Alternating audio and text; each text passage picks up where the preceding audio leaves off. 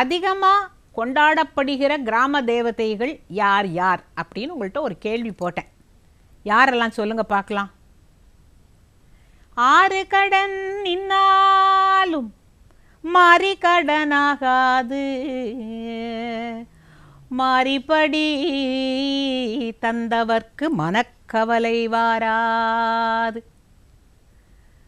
மூணு மலையில கல்லுருட்டி அவ முத்துச்சரத்தில் பால் காய்ச்சி, நாலு மலையில கல்லுருட்டி ஆத்தா நாகசரத்தில் பால் காய்ச்சி, பொண்ணு முக்காலியில குந்த வச்சு ஆத்தா புனுகு தேய்ச்சி தலைமுழுகி, தங்கத்து நம்ம ஊரு மாரியாத்தா பொண்ணு சப்பரத்திலே வாராளே ஆத்தா வாராளே ஆத்தா வாராளே வாராளே ஆத்தா வாராளே.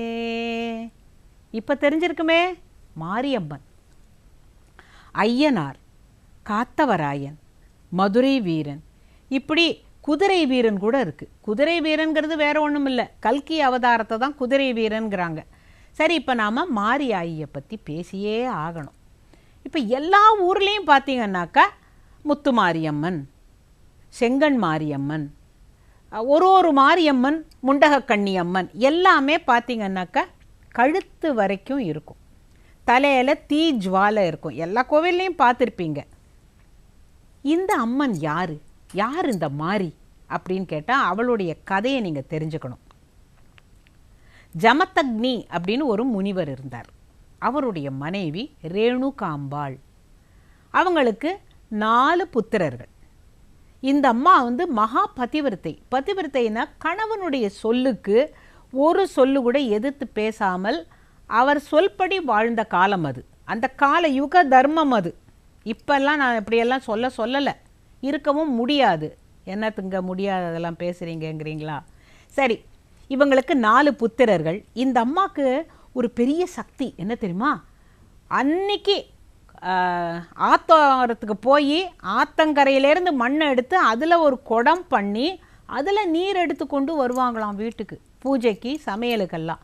அப்படி பச்சை களிமண்ணால் அவங்களால குடம் சமைக்க முடிஞ்சது.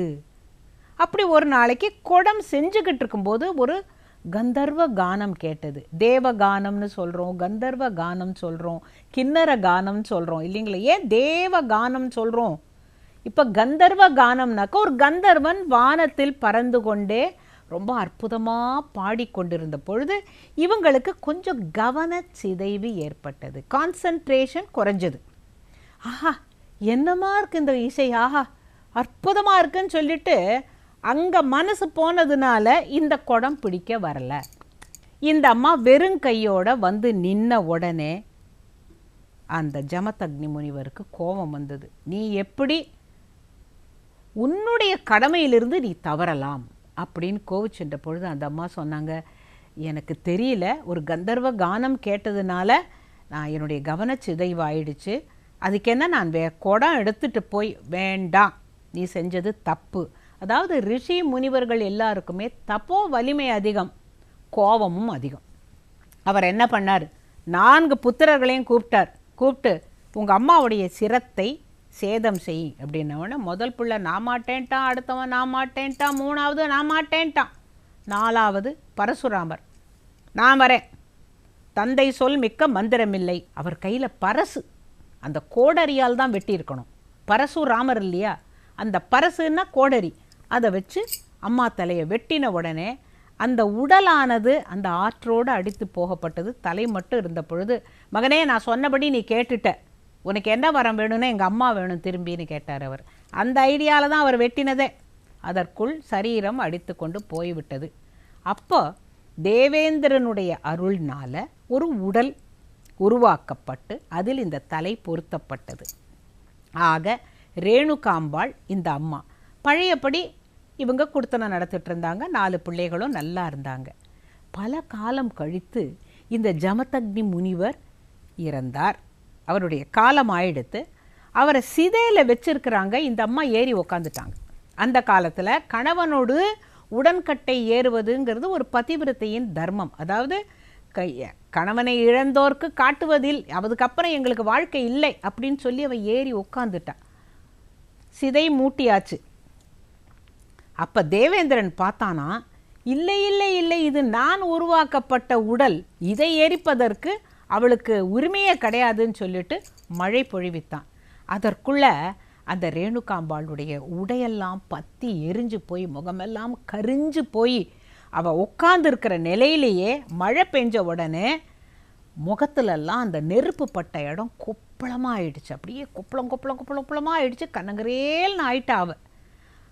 அவள் பார்க்குறா, சீதையில் கணவருடைய உடல் எரிந்து விட்டது, யாருமே இல்லை, வச்சுட்டு எல்லாரும் திரும்பி வந்துட்டாங்க. இப்போ இடுகாடு அப்படின்னா இட்ட பிறகு யாரும் திரும்பி பார்க்கக்கூட மாட்டாங்க, திரும்பி வந்துடுவாங்க. அதே போல் தான் இட்டு இலி. இந்த இட்லிங்கிறது இட்லியை வச்சுட்டு நம்ம பாட்டு போயிடலாம், அப்புறமா வந்து வெந்த பிறகு தான் எடுப்போம். இந்த இடுதல் அப்படின்னாக்கா வச்சுட்டு மறந்து போயிடலான்னு அர்த்தம். இந்த அம்மா எழுந்து நிற்கிறாங்க, உடலில் ஆடை இல்லை. என்ன செய்வா? உடம்பு பூரா கொப்பளம் கரிஞ்சு போயிருக்கு. பார்த்தா அங்கே பக்கத்தில் இருக்கிற வேப்பந்தழை எல்லாத்தையும் பறித்து ஒன்றோட ஒன்று முறுக்கி அதை பாவாடையாகவும் மேல் தாவணியாகவும், இன்றைக்கும் வேப்பிலை பாவாடை கட்டிக்கிறோம். எங்கே படவேட்டுக்கு போனோம்னாக்கா வேப்பிலை பாவாடை கட்டிட்டு வராங்கல்ல, அதை உடம்புலெல்லாம் சுற்றிக்கிட்டா. ஊருக்குள்ளே வரா. அவள் என்ன செய்வா பாவம்? தன்னுடைய மேனி அழியவில்லை, அப்படி முகம் பூரா கரிஞ்சு கொப்பளமாக இருக்குது. வரும்பொழுது ஊருக்கு வெளியில் இருக்கிறவர்கள் சக்கிலியர்கள்னு சொல்லுவாங்க, தோல் பதனிடுபவர்கள். அவங்க வீட்டுக்கிட்ட வந்துட்டு, அம்மா எனக்கு பசிக்குது அப்படின்னு அவள் சொன்ன பொழுது அந்த வீட்டு அம்மாவும் ஐயாவும் வெளியில் வந்து பார்த்துட்டு சொன்னாங்களாம், அம்மா உன்னை பார்த்தா எங்களுக்கு யாருன்னு தெரியல, நாங்கள் சமையல் பண்ணி நீ சாப்பிடலாமோ கூடாதோ, ஒரு காரியம் செய்கிறேன், அரிசி மாவு இருக்குது, இப்போ தான் இடித்து வச்சுருக்கேன், துள்ளு மாவுன்னு பேர், அரிசி மாவு தரேன், வீட்டில் வெல்லம் இருக்குது, இளநீர் தரேன், நீங்கள் இது எல்லாத்தையும் நல்லா நீங்களே பிணைஞ்சு சாப்பிட்றீங்களா அப்படின்னு கேட்ட பொழுது, கொண்டா. இன்றைக்கி நாம் என்ன செய்கிறோம்? மாவு இடித்து மாவிளக்கு போட்டு வெல்லம் கலந்து வைக்கிறோம்ல, அதே மாதிரி இளநீர் அதில் ஊற்றி பிசைகிறோம்ல, அன்றைக்கி அம்மா என்ன சாப்பிட்டாங்களோ அதைத்தான் நாம் இன்றைக்கி படைச்சிட்ருக்கோம். அப்புறம் அவள் என்ன சொல்கிறா, எங்கிட்ட கம்ப மாவு இருக்குது, அது வேணால் கூழாக கொஞ்சம் குடிச்சிக்கிறீங்களா அப்படின்னு அவள் கேட்ட பொழுது, இருக்கட்டும் நீ செய், நான் அப்புறம் வந்து எடுத்துக்கிறேன்னு சொல்லிவிட்டு இந்த மாவு இளநீர் வெல்லம் எல்லாத்தையும் சேர்த்து சாப்பிட்டுட்டு பசியாறிய பிறகு அவங்கள வாழ்த்திட்டு ஊருக்குள்ளே போக முயற்சிக்கிறா. ஊருக்குள்ளே போக முயற்சிக்கும் பொழுது அடுத்து இருக்கிறவங்க சலவை தொழிலாளிகள். அவங்க வந்து பார்த்துட்டு, அம்மா தாயே நீ என்னம்மா அது இப்படி ஒரு வேப்பலையை கட்டிட்டு வந்திருக்கேன்னு சொல்லிட்டு அவங்க துணி தராங்க. அந்த துணியை கட்டிக்கிட்டு அந்த அம்மா திருப்பி ஊருக்குள்ளே நுழைய முற்படும் பொழுது அசரீரியாக பரமசிவனுடைய குரல் ஒலிக்கிறது. என்னன்னு கேட்டால், ரேணுகா நீ எப்போ ஒரு காலத்தில் சிதையில் அமர்ந்து விட்டாயோ ஊருக்குள்ளே போகக்கூடாது. இன்றைக்கும் நார்த் இந்தியாவிலலாம் ஒரு வழக்கம் இருக்குது, ஒருத்தன் செத்து போயிட்டான்னு நினச்சிட்டு அவனை சிதையில் படுக்க வச்சுட்டு லாஸ்ட் மினிட்ல அவன் கண்ணை கசக்கிக்கிட்டு எழுந்து உக்காந்தான்னா அவனை அந்த ஊரில் சேர்க்க மாட்டாங்க, அவனை வெளியூருக்கு தான் போக சொல்லுவாங்க, அவனை ஊரில் சேர்க்க மாட்டாங்க. அப்படி ஒரு வழக்கம். நீ சிதையில் அமர்ந்ததால் ஊருக்குள் வரக்கூடாது. ஒரு காரியம் பண்ணு, உன்னை காப்பாற்றிய அந்த மக்களுக்கும் தாண்டி நீ ஊர் எல்லையில் கோவில் கொண்டு நீ எல்லாரையும் காப்பாற்று, இந்த ஊர் அத்தனையும் நீ காப்பாற்றணும், சரியா? அடுத்தது மாரிக்கு நீதான் அதிபதி. ஏன்னு கேட்டால் இந்திரனால் உருவாக்கப்பட்ட உடல் உன்னுடையது. ஸோ மாரிக்கு நீதான். நீ உன்னுடைய முகத்தில் ஏற்றுக்கொண்டிருக்கும் அத்தனை கொப்புளங்களும் மக்களுக்கு அம்மை நோயாக வரும், அதை தவிர்க்க வேண்டியது உன்னுடைய பொறுப்பு. கொள்ளை நோய் வராமல் தடுக்க வேண்டியது, நீ இந்த வேப்பலை பாவாடை கட்டிட்டதுனால கிருமிகள் கிராமத்துக்குள்ளே நுழையாதபடி காப்பாற்ற வேண்டியது உன் பொறுப்பு, உன் பொறுப்புன்னுட்டு இதெல்லாம் சொன்ன உடனே அவள் மகிழ்ச்சியாக என்ன பண்ணுறா, சரி நான் அப்போ ஊர் எல்லையிலேயே இருக்கேன், எல்லா பூஜைகளையும் நான் ஏற்றுக்கொள்கிறேன், எனக்கு வந்து மழை பெய்யணுன்னாலும் என்கிட்ட வந்து கும்பிடட்டும், மக்களுக்கு நல்லது நடக்கணுன்னாலும் என்கிட்ட வந்து கும்பிடட்டும், நான் ரொம்ப மகிழ்ச்சியாக ஊர் எல்லையில் இருக்கிறேன் அப்படின்னு அவள் சொன்னதுனால எல்லை அம்மனாக, மாரிக்கு அதிபதிங்கிறதுனால மாரி அம்மனாக, ரேணுகாம்பாளாக ஒரு ஊர்லேயும் பார்த்தீங்கன்னா இவ்வளவு தான் இருக்கும். ஏன்னா இவ்வளவு தான் அவளுடையது, பாக்கி உடம்பெல்லாம் தேவேந்திரன் கொடுத்தது. அந்த முகம் மட்டும் வச்சு கும்பிடுறதுங்கிறது நம்ம நாட்டில் பார்த்தீங்கன்னாக்கா எல்லாம் தீ ஜுவாலை இருக்கும். ஏன்னா அவள் தீயில உட்கார்ந்துருந்தா.